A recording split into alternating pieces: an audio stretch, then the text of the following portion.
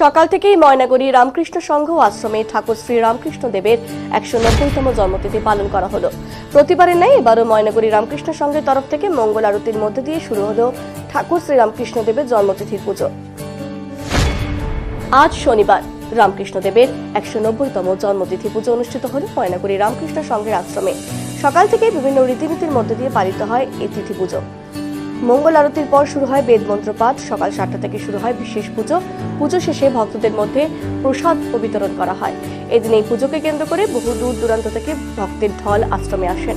এ বিষয়ে ময়নাগুড়ি রামকৃষ্ণ সংঘ আশ্রমের সহ সভাপতি বাদল সরকার জানান, আজ ঠাকুর শ্রী রামকৃষ্ণ দেবের 190তম জন্মতিথি পুজো অনুষ্ঠিত হচ্ছে ময়নাগুড়িতে রামকৃষ্ণ সংঘ আশ্রমে। পুজোর পাশাপাশি ভজন কীর্তন, লীলা ঠাকুর সম্বন্ধে কথামৃত পাঠ, এছাড়াও ঠাকুর প্রসঙ্গ পাঠ চলবে দিনভর। এদিন সন্ধ্যায় অরিত্রিক ভোজনের পাশাপাশি সন্ধ্যারতির আয়োজন করা হয়েছে।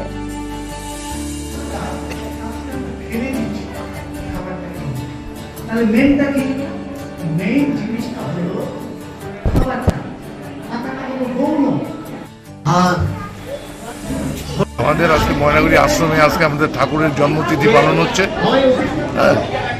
তো এই কততম?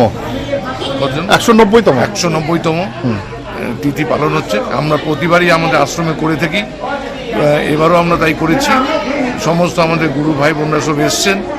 সকাল থেকে পূজা পাঠ এবং যজ্ঞ এবং ঠাকুরের নাম কীর্তন এইসব সমস্ত কিছু চলছে, এখন অবধি চলছে।